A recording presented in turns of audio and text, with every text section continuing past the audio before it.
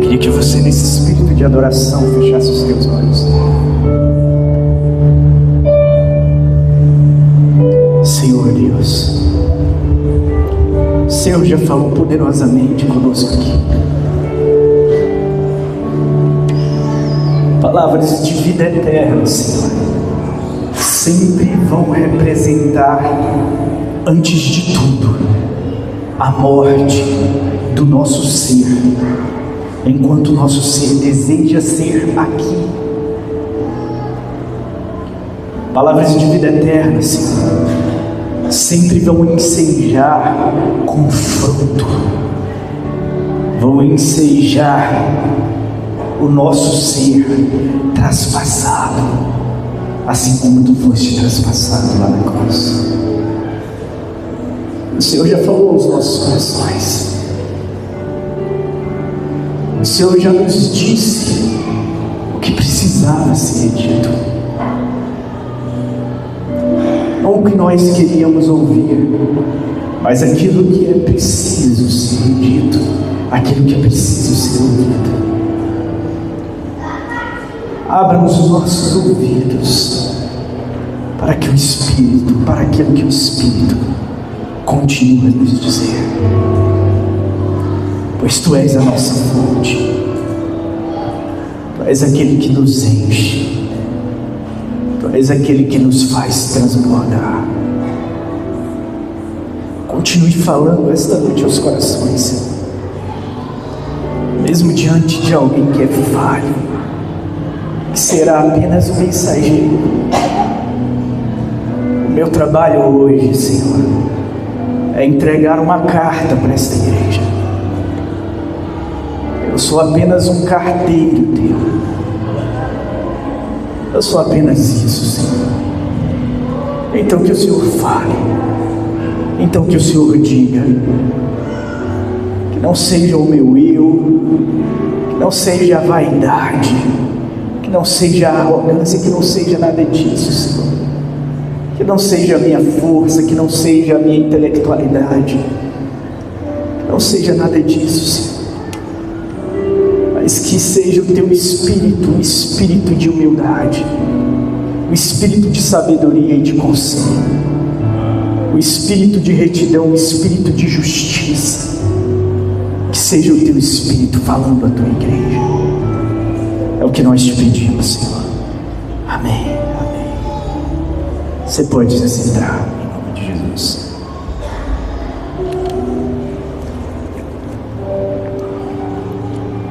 Eu queria que você abrisse, inclusive já foi citado hoje enquanto o Jadson falava, enquanto o Espírito Santo falava através do Jadson aos nossos corações.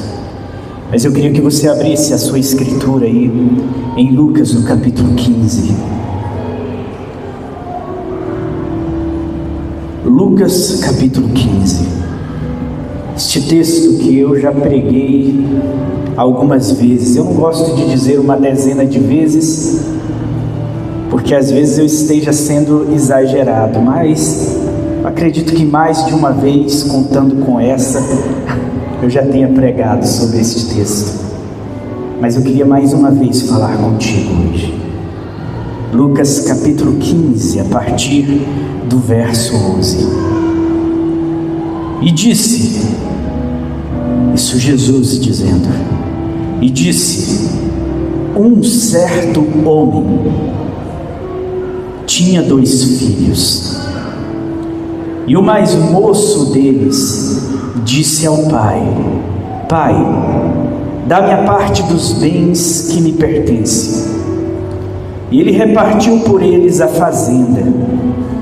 E poucos dias depois, o filho mais novo, ajuntando tudo, partiu para uma terra longínqua, e ali desperdiçou seus bens, vivendo dissolutamente.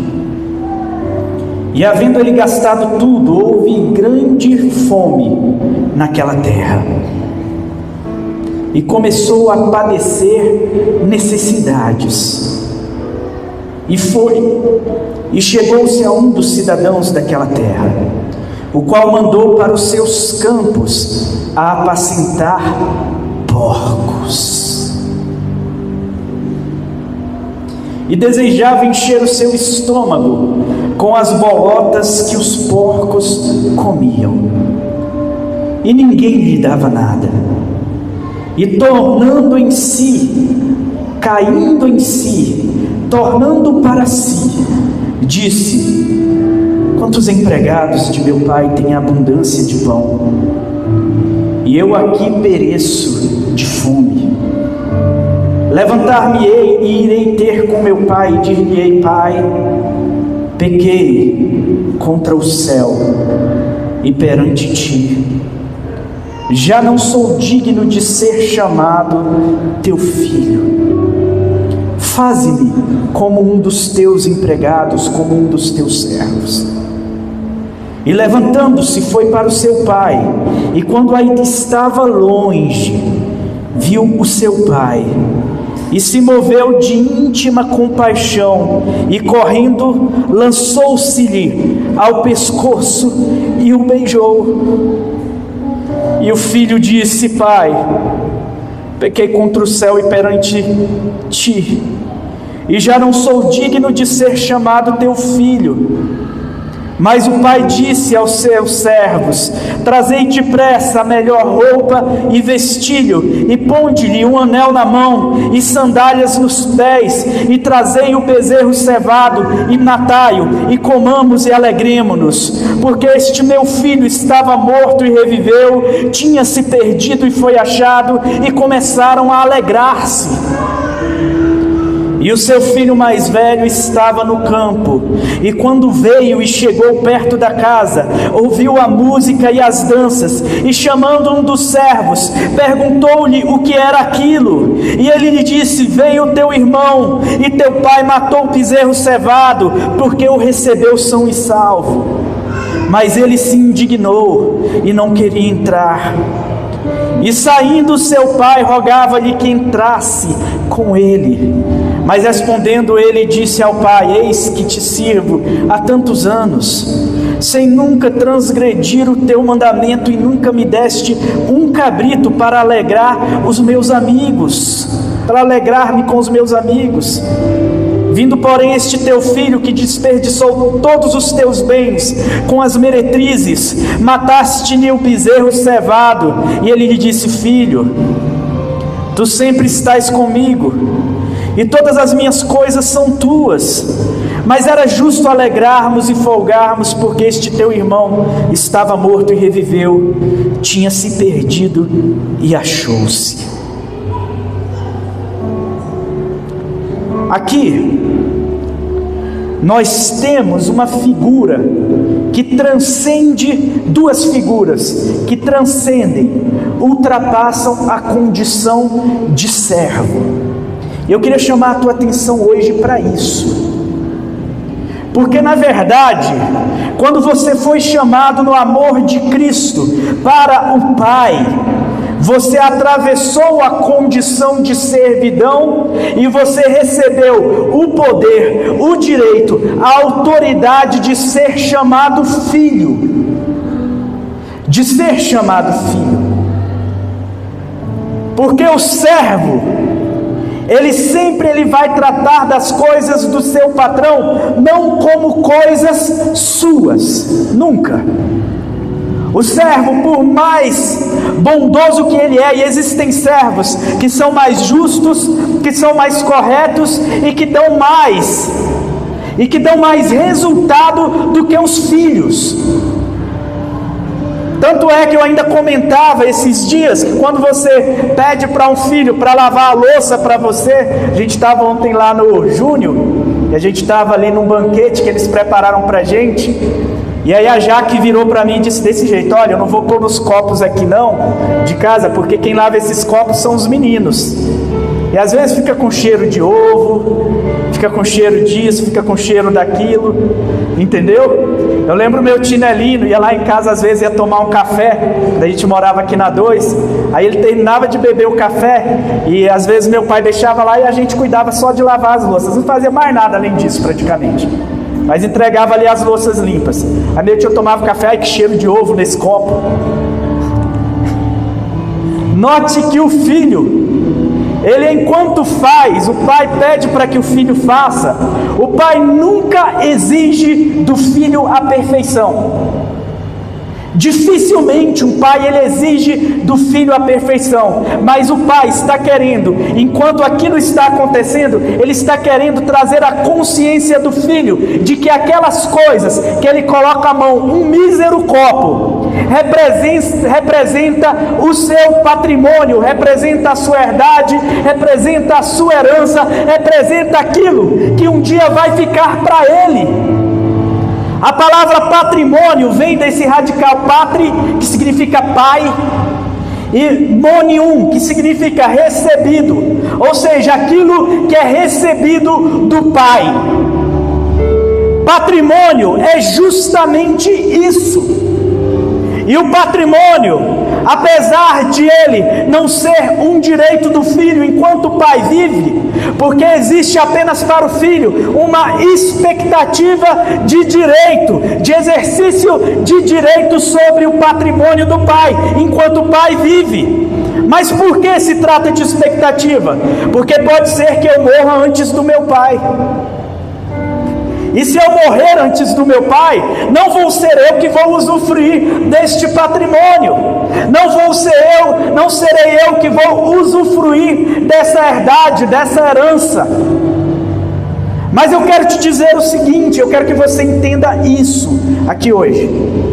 Que a grande diferença aqui é que filho, quando nós atravessamos e adquirimos o direito de sermos chamados filhos de Deus, Ele nos entregou junto com este direito a antecipação de todo o seu reino já agindo em nós, no nosso interior. De todo o seu reino já acessível a nós, enquanto nós estamos aqui, existe uma antecipação da legítima, uma antecipação da herança já dada a nós aqui. E eu quero te dizer que a antecipação dessa herança não significa prosperidade nessa vida aqui. Pelo contrário, todas as vezes que a Escritura fala de nós colocarmos os nossos corações na busca unicamente de prosperidade aqui, nós vamos nos distrair, nós vamos desfocar os nossos olhos daquilo que realmente importa. É por isso que o nosso tesouro tem que estar sempre voltado para o céu, sempre voltado para o céu. É por isso que o que nós fazemos aqui, e aqui eu quero que você entenda isso, que enquanto filho, você serve cuidando do que é seu, porque você não está aqui para uma missão sua. A missão, ela é de Deus. O propósito é de Deus. O Senhor, no seu projeto soberano, enquanto Ele, antes de qualquer outra coisa existisse, antes de existir qualquer outra coisa, Ele já era, e enquanto era na eternidade, antes que as coisas fossem colocadas dentro dos limites do tempo, o Senhor já sendo, Ele designou criar e nos fazer e nos constituir. Porque no Senhor, no íntimo do seu coração, o que Ele desejou foi criar um banquete para relacionamento com Ele. Entenda isso, Deus nunca careceu de nada, mas na sua infinita sabedoria, aprove Ele exercer a criação, criar. E eu gosto muito dessa ideia de criação. Quando nós lemos na Escritura, Porque todos os animais, os céus e a terra, todo o cosmos, ele é criado pelo poder da palavra. Agora, quando ele chega no homem, eu não estou falando dos anjos, eu estou falando do homem. Ele diz: façamos. Ele coloca a sua mão. Ele pega do pó da terra e constitui com as suas mãos. Todo o cosmos, ele dizia: haja luz, e a luz aparecia. Ele dizia: haja separação entre a parte escura e a parte clara, e existe noite e dia. E ele diz: haja separação entre as águas, e houve separação entre as águas. E ele disse: que seja, que haja, que se crie no meio da terra plantas, ervas, que se crie peixes no mar. E isso acontece. E pela palavra ele vai constituindo tudo. Mas quando ele chega na criação do homem, que foi feito um pouco menor do que os anjos, ele diz: façamos o homem à nossa imagem, segundo a nossa semelhança. E o grande aspecto que é colocado no homem não é especificamente a perfeição, porque a perfeição é um aspecto que nós vemos nitidamente nos anjos criados. Eu já falei isso no domingo passado, que Lúcifer, ele era perfeito da forma que ele foi criado. Ele era um sinete de perfeição, que tudo que fosse feito era para ser apresentado a Deus em total perfeição. Antes passava nas mãos dele, para que por meio dele ele dissesse se estava suficientemente perfeito para ser entregue a Deus. Isso significa ser um sinete de perfeição. Agora, do homem, do servo, volto aqui. Enquanto servo que eu contrato para exercer, para fazer um serviço, eu vou exigir o máximo de perfeição, porque eu estou pagando. Para o filho não existe essa perfeição, não existe essa exigência, mas existe sempre a exigência de relacionamento. E eu volto para esta parábola. Dito isso, aquele rapaz, o filho mais novo, ele tinha consciência do que ele tinha herdado, ele tinha consciência do que lhe era direito. Ele olha para a graça, ele olha para a cruz e ele fala: todos os meus pecados estão perdoados, eu sei o que tem aqui, o que me foi dado, então eu quero o adiantamento disso, só que eu quero gastar nos meus próprios deleites. Eu me lembro aqui de Tiago capítulo 4, que é uma das formas mais terríveis de se afrontar a glória de Deus, é quando nós pedimos de modo errado, é quando nós pedimos para nós gastarmos nos nossos próprios deleites. Tiago, ele vai dizer o seguinte: pedi e nada recebeis, porque vocês pedem mal, vocês pedem com a finalidade de gastar para vocês mesmos. E aqui eu me lembro também da Santa Ceia, a Santa Ceia que Cristo deixou, aquele banquete, quando nós lemos em 1 Coríntios, no capítulo 11, o grande erro que faz com que as pessoas participem da Santa Ceia indignamente, sabe qual é? É porque eles participam comendo para eles mesmos, não repartindo o pão. É porque eles não repartem. É porque cada um leva lá o seu e todo mundo se esbanja e todo mundo come apenas para si e se alimenta para si e se fastia. E enquanto fastiados, eles ficam cada vez mais vazios. Note o seguinte, que muita gente pensa que comer indignamente, é porque eu pensei mal, eu pequei mal, eu fiz isso, eu fiz aquilo outro, então eu estou indigno. Não, se você pensa dessa forma, então nenhum de nós é digno de nada, porque todos nós somos pecadores, todos nós somos falhos, da hora que a gente acorda até a hora que a gente toma café da manhã, a gente já pecou, a gente já errou. Se trata de indignidade, todo ser humano é naturalmente indigno, mas a indignidade se vincula a este fator de que você não reparte aquilo que é necessário repartir. Este filho, ele pega e ele gasta tudo para atender às suas vontades.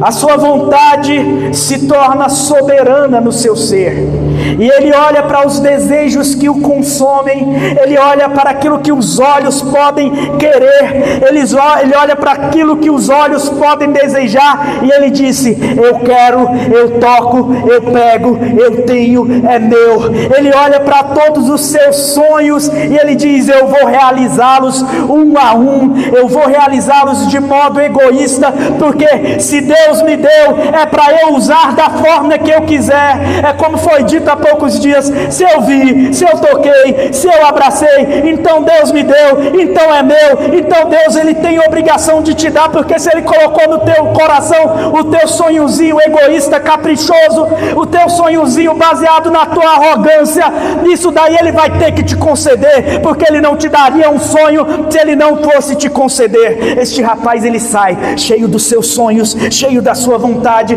cheios dos seus desejos, e ele vai lá e gasta tudo o que tem.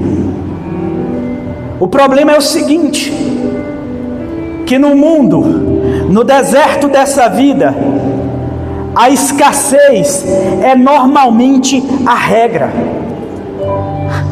Existe um princípio darwiniano de Charles Darwin, que vai dizer: os mais aptos sobrevivem. E quando nós olhamos para o mundo natural de fato funciona assim.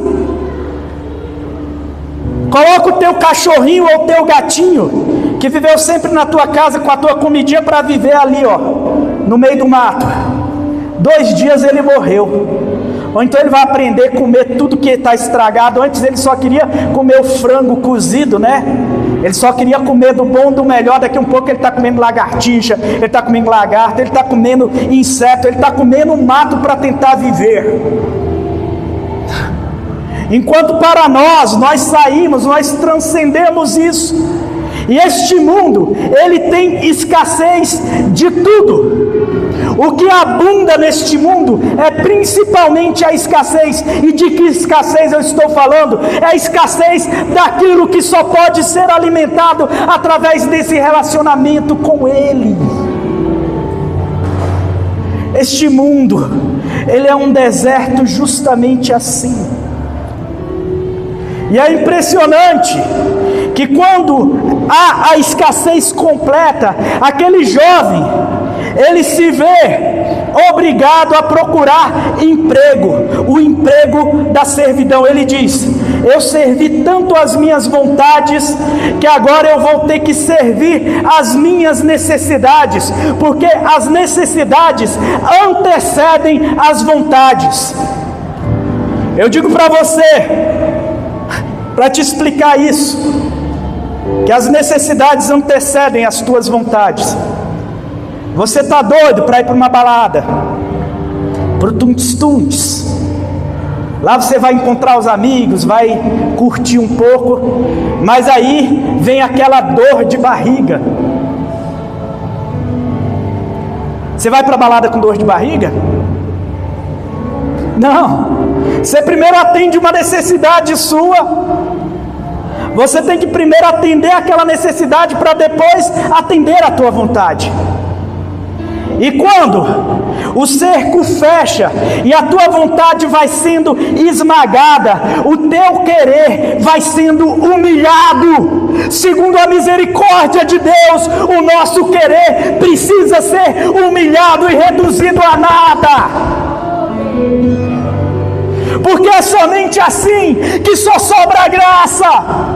É nesse estado e nessa consciência de miserabilidade é que você chega à consciência de que apenas a graça te basta.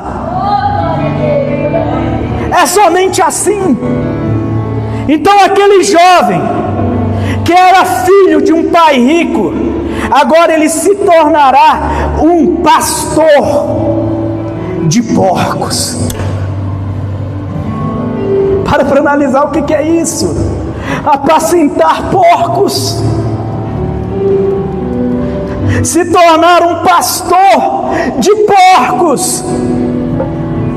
Os porcos só existem para uma finalidade, para atender às suas próprias vontades. Um porco, ele não, as suas próprias necessidades. Um porco precisa de lama, um porco precisa de sujeira, um porco precisa de lavagem.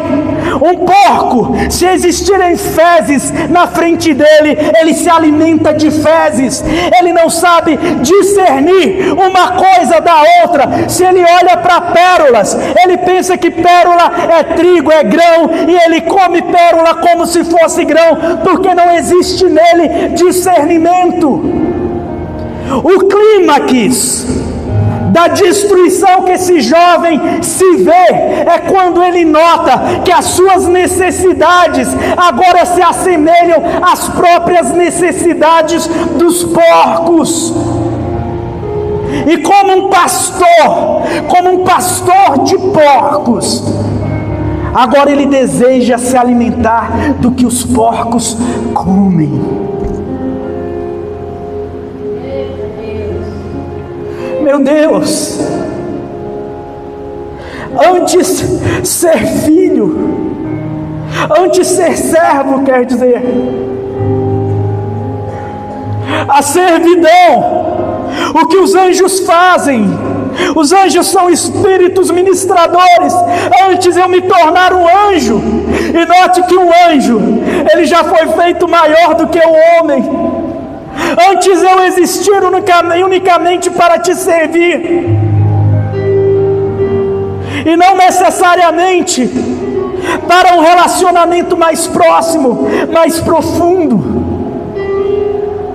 E ele, caindo em si, ele volta para dentro, e ele continua na consciência de que o pai é pai. Se fosse um servo que tivesse pedido as suas contas e tivesse saído para torrar tudo, ele viraria e diria: cara, eu não vou voltar lá nunca, porque eu sei que o meu Senhor é severo. Eu sei que o meu Senhor, Ele colhe onde Ele não plantou. Eu sei que apesar de toda a misericórdia, de todo o amor, eu sei que não adianta mais eu retornar. Por que vocês acham que Lúcifer nunca retornou? Por que vocês acham que os demônios nunca retornaram? Por que vocês acham que os anjos caídos nunca retornaram ao seio do Pai? Porque nunca foi Pai. Esse direito, este poder, esta autoridade foi dada a mim, foi dada a você. É isso que você precisa entender.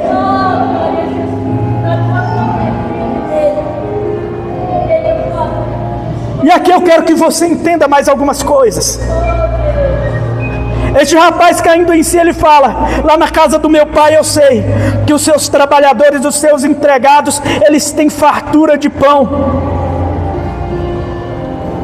eles têm fartura de tudo.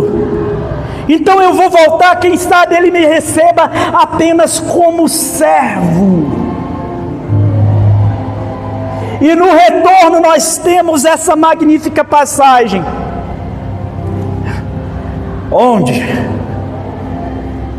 o pai já está no caminho, esperando o seu filho.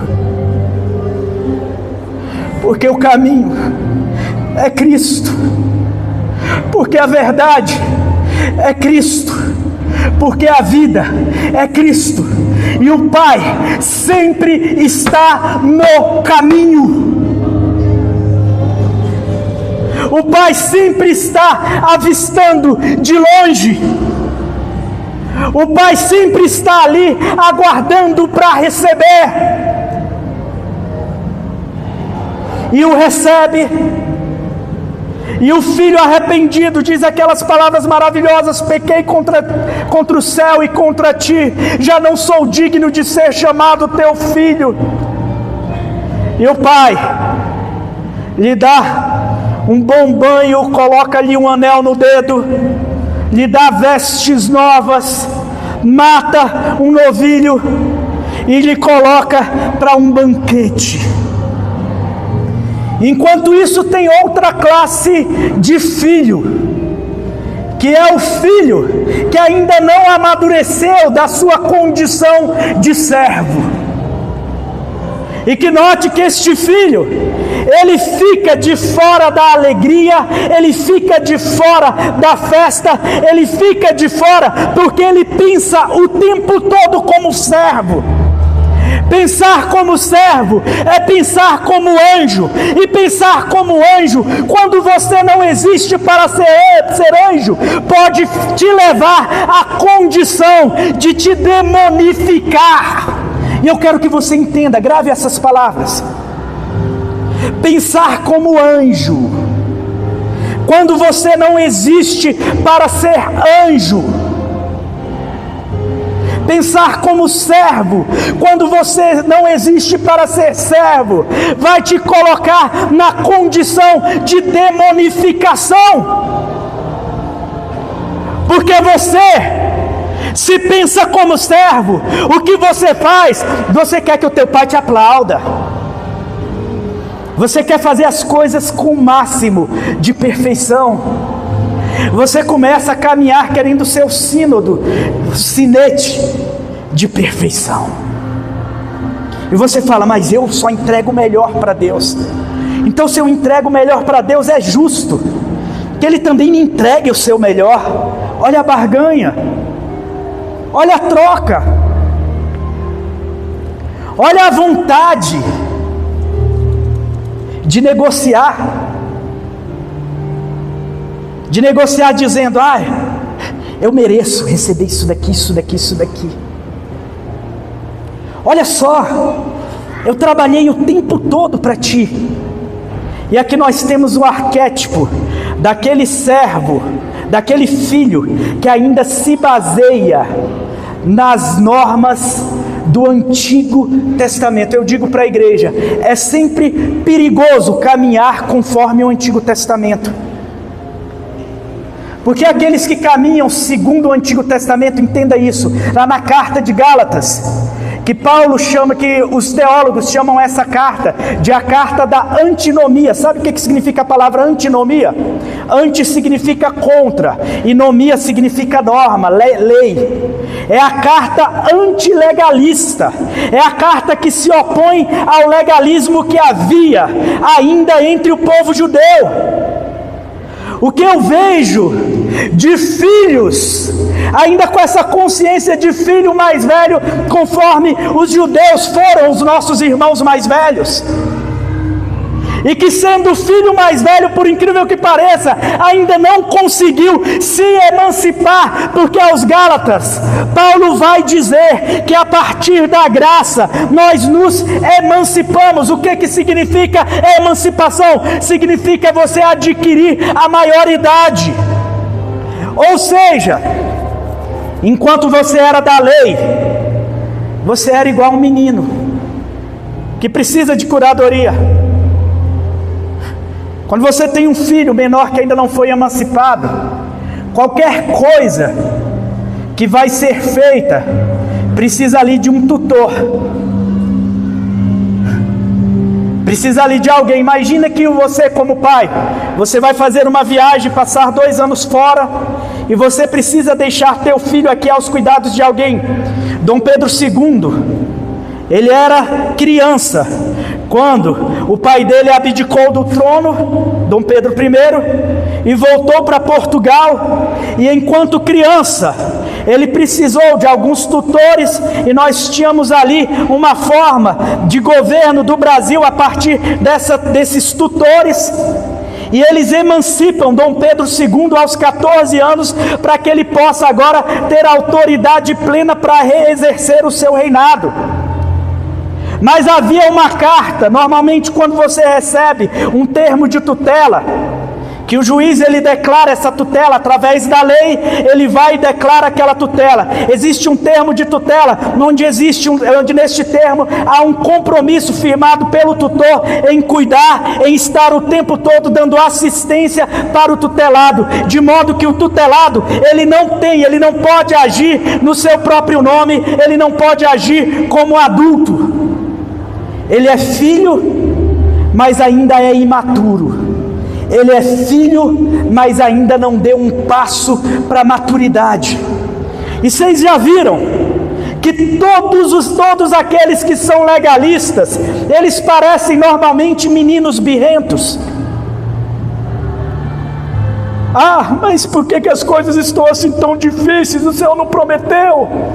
Deus prometeu alguma vez que ia ser fácil? Meu Deus do céu, que evangelho é isso que estão lendo? Não é o que eu li. Não é o que eu li.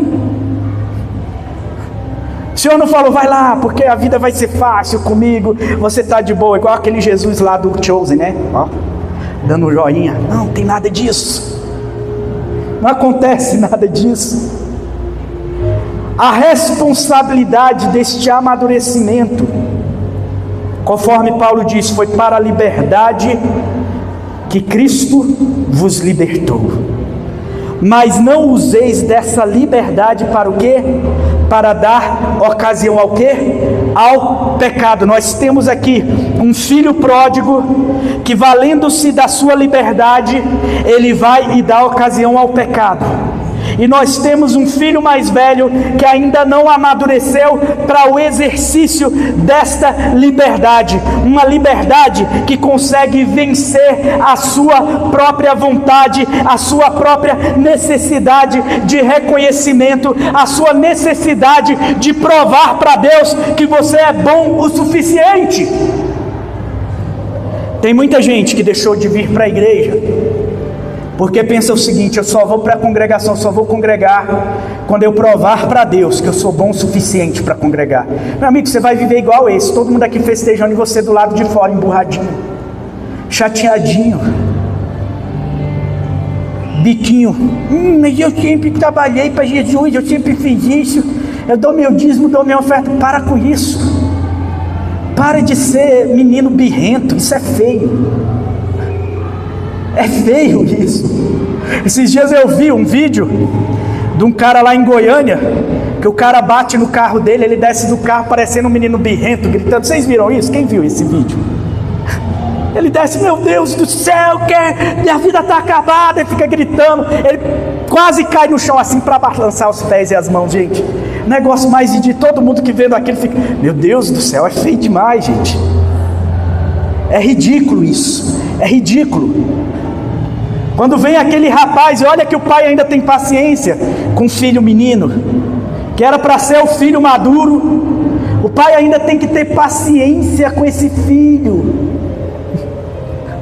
Chega lá nele e fala: não, meu filho, vem para dentro, vamos participar da festa, bora. Não vou. Gente, pelo amor de Deus, entendeu? Só Deus para ter paciência mesmo, entendeu? Que é o mais novo, filho mesmo, não vai ter paciência com o irmão. Você teve paciência com o seu irmão birrento? Fala sério, aquele irmão, quem não tem irmão não sabe o que é isso, né? Mas aquele irmão que era o caçula e que o pai deu mucilon na boca até os 6, 7 anos. A gente não tinha a mesma paciência com o filho birrento, não. Estou brincando aqui, gente. Mas é porque a gente não tem paciência. Se tornou um grande homem de Deus, né, gente? Mas enquanto era menino, os filhos lá não tinham paciência. Quem tinha paciência era só o pai. O pai ainda tem paciência com esse filho. O pai olha para uma igreja que é uma igreja imatura.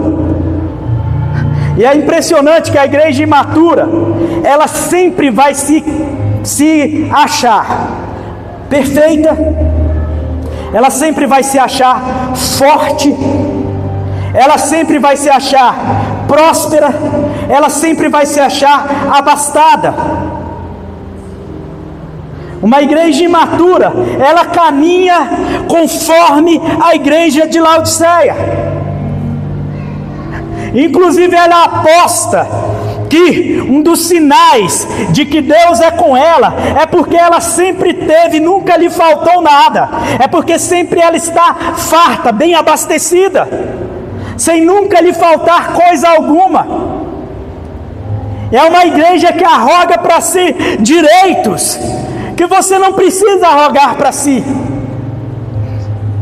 Ah, mas eu sempre fiz isso, fiz aquilo, olha como eu estava perfeito, como eu sou perfeito no que eu faço, e eu nunca te pedi nem um bezerrinho para poder aqui curtir um pouco com os meus amigos. Ele estava perto do Pai, mas nunca esteve próximo ao Pai. Porque o que está próximo ao Pai, primeiramente, ele tem essa consciência do cuidado do patrimônio do Pai. Porque ele sabe que o seu patrimônio de fato precisa ser cuidado, porque é do Pai, e sendo do Pai é também dele.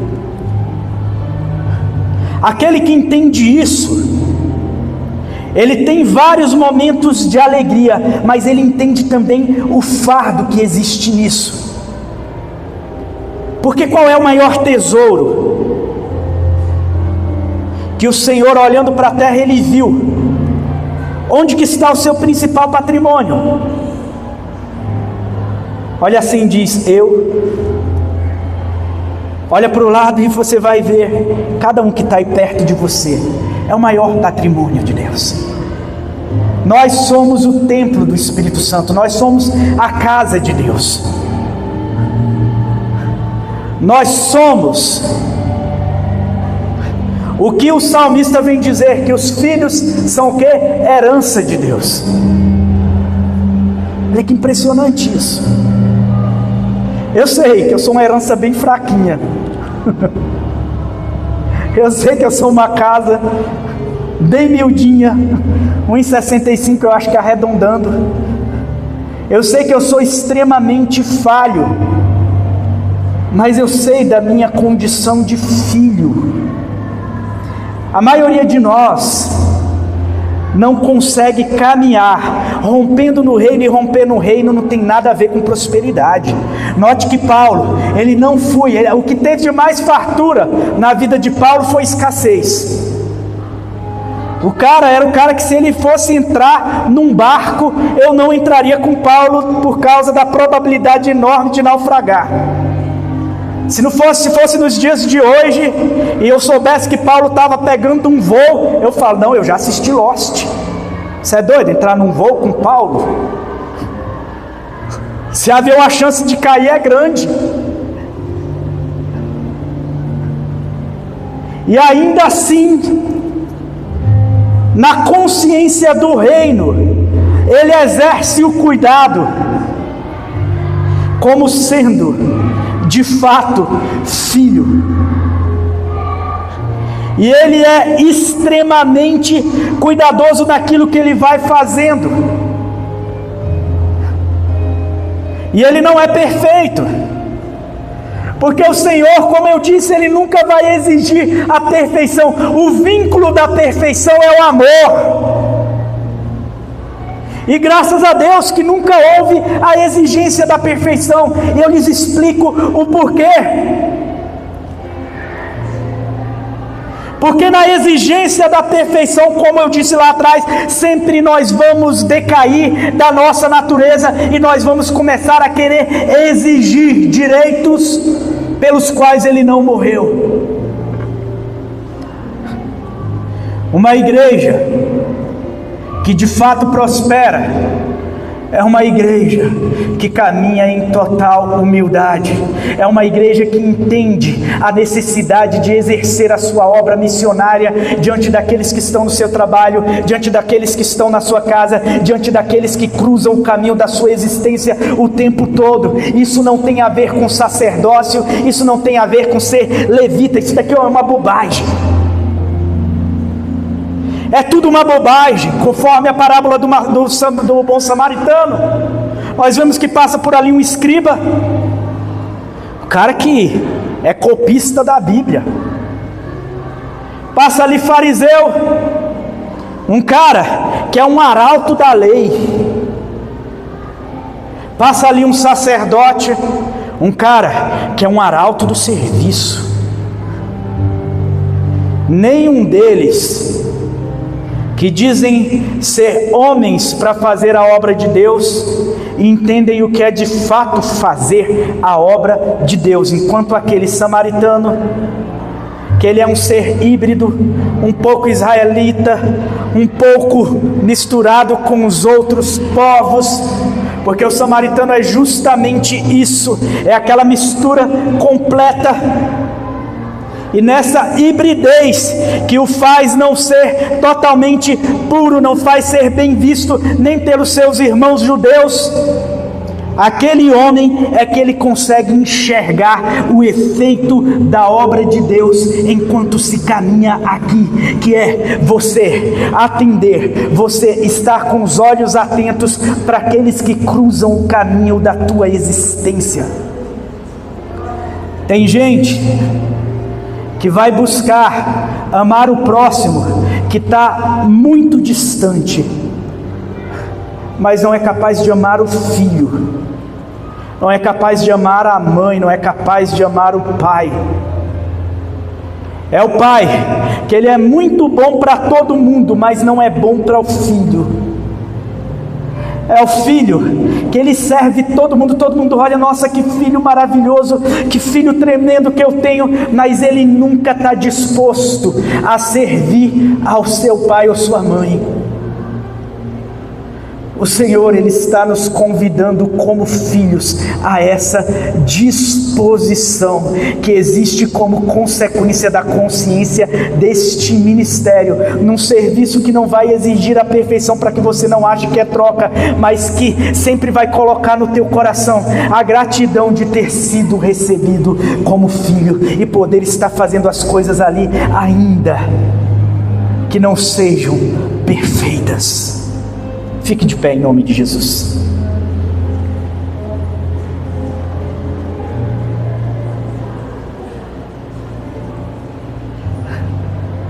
Para que você possa romper,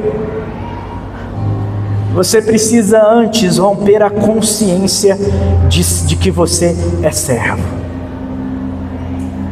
Para que você compreenda o que significa ser filho.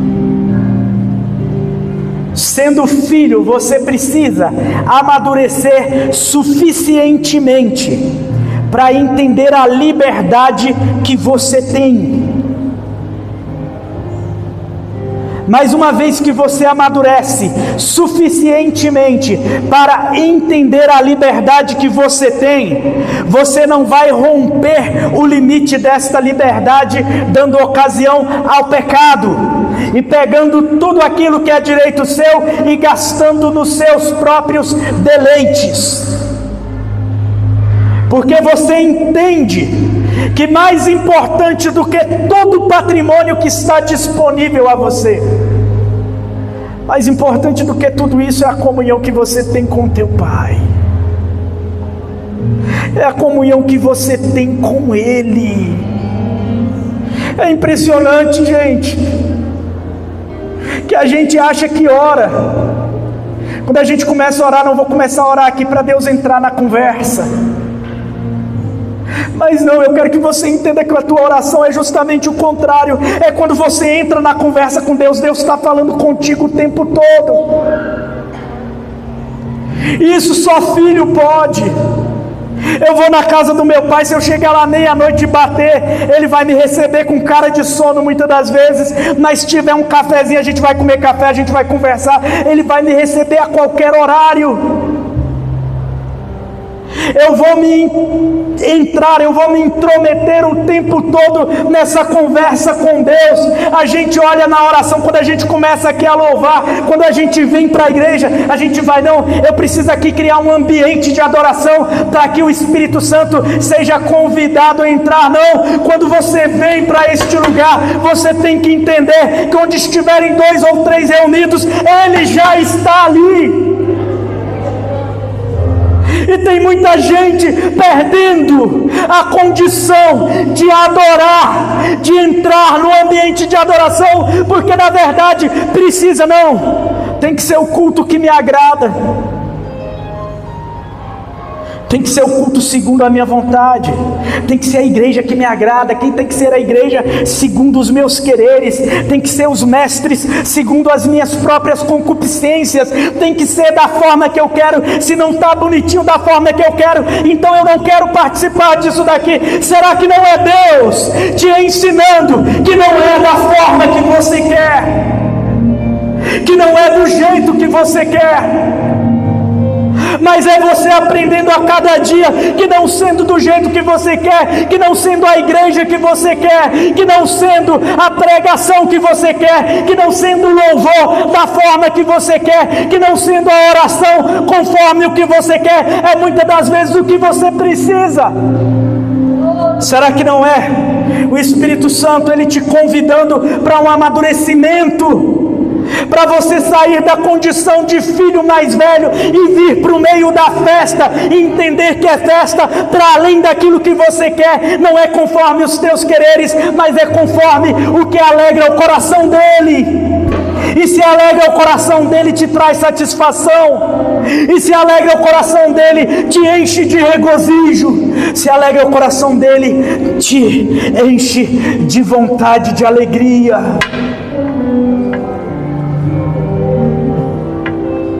Não deixe de orar. Se intrometa na conversa o tempo todo. Fala: Senhor, eu preciso falar contigo agora. Ele está lá disponível o tempo todo. Não deixe de buscar orientação na Escritura. Ele está, o Espírito Santo está disponível a você o tempo todo. Deixe de ser menino birrento que acha que só quando eu orar, tantas vezes eu preciso jejuar, tanto eu preciso disso, eu preciso daquilo, para que Ele possa de alguma forma me ouvir, porque eu preciso me tornar digno. Apenas olhe para Ele e diga: eu não sou digno de ser chamado teu filho, porque Ele faz o resto. Ele te lava, Ele coloca o anel no teu dedo, Ele te reveste, e o resto deixa por Ele, por conta dEle. Apenas se aproxime dEle, se relacione com Ele e exerça a missão que Ele te chamou para exercer, porque esta missão nunca foi sua, foi a missão que na eternidade Ele projetou, e Ele vai cumprir, estando você ou não submetido. Sujeitai-vos, pois, a Deus, resisti ao diabo, e ele fugirá de vós. Submeta-se, submeta-se como filho. Senhor Deus e Pai,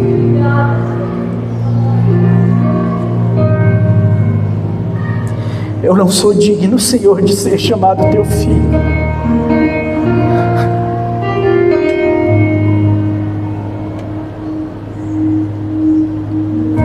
Mas no momento que eu te recebi, eu entendi que antes de tudo eu já estava sendo recebido.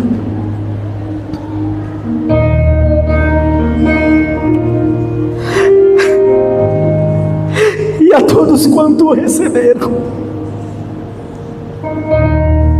deu-lhes o poder e a autoridade de serem chamados filhos de Deus. Mas se nós somos teus filhos, nós precisamos ser conforme o nosso primogênito, nosso irmão primogênito, que é Jesus Cristo.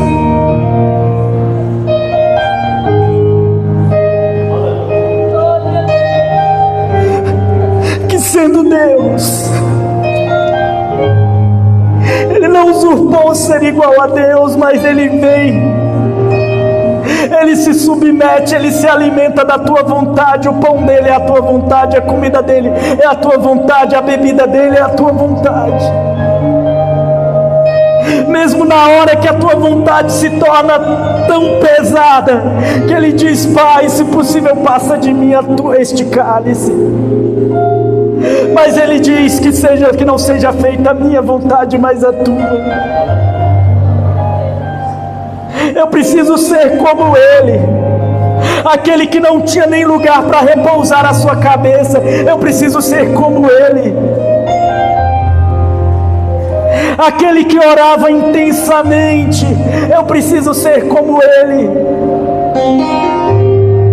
aquele que buscava antes de tudo a tua presença na vida dele. Eu preciso ser como ele, aquele que orou e que, intercedendo por nós, disse: Pai, que eles sejam um, assim como eu sou um em ti.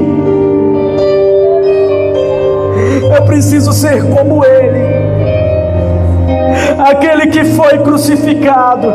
Eu preciso ser como ele, aquele que decidiu não ganhar a própria vida, aquele que já entra decidindo perder, porque sabendo que estava perdendo, ele sabia que mais coisas seriam conquistadas, para além de tudo aquilo que se pode ganhar aqui, nós já teríamos em ti. Essa reconciliação, este ministério que nos reconcilia, que nos convida, este ministério que não somente nos restaura, mas também nos transforma, que não somente nos restaura, mas novamente nos regera, nos regenera. E nos regenerando, nos constitui novos homens, novas mulheres, não mais submetidos às nossas vontades, aos nossos anseios, aos nossos sonhos, aos nossos caprichos, não mais submetidos a nada disso, meu Deus, a nada disso, meu Deus. Porque eu sei o quanto os meus desejos sempre me levam para caminhos tortuosos. Eu sei o quanto as intenções do meu coração sempre me levam para caminhos de perversidade, porque enganoso é o coração e perverso. Ó Jesus,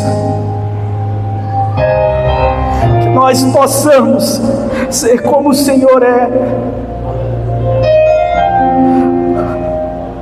o primogênito de muitos irmãos.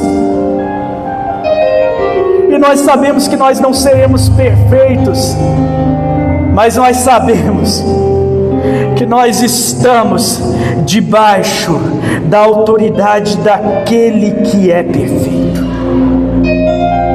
que a justiça dele nos justificou, que a verdade dele aniquilou as nossas ilusões, os nossos enganos, as nossas mentiras, que a vida dele desconsiderou o que seria o de melhor nesta vida aqui, que nós nos apresentamos diante de ti, e apresentamos os nossos corpos como sacrifício vivo, santo e agradável a Deus, porque esse é o nosso culto racional. E nós já não nos conformamos a esta presente era, nós não estamos segundo o formato desta presente era, deste século, mas nós temos a nossa mente transformada, para que nós possamos experimentar qual seja a boa, agradável e perfeita vontade de Deus. E nós não pensamos acerca de nós mesmos além do que convém, e nós nos acomodamos às coisas humildes e buscamos as coisas simples, porque essa é a tua vontade para conosco. E nós olhamos o tempo todo e dizemos: nós somos fracos, fracos como Esmirna, nós somos fracos como a igreja que precisa ser perseguida, odiada pelo mundo. Mas nós sabemos que o teu poder se aperfeiçoa na nossa fraqueza. Nós podemos não ser um grande número de pessoas que, na exaltação do seu ser, do seu ego, simplesmente utilizando os intentos malignos do seu coração, passam a reconstruir a Torre de Babel. Mas mesmo espalhados, espalhados por toda a face da terra, como o teu ministério, como a tua missão, como a tua obra missionária foi demonstrando a forma que deveria ser no livro de Atos. Quando a igreja começava a ficar muito fortalecida no local, logo tu mandavas uma perseguição, e essa igreja precisava se dispersar, porque o Senhor disse que é até os confins da terra.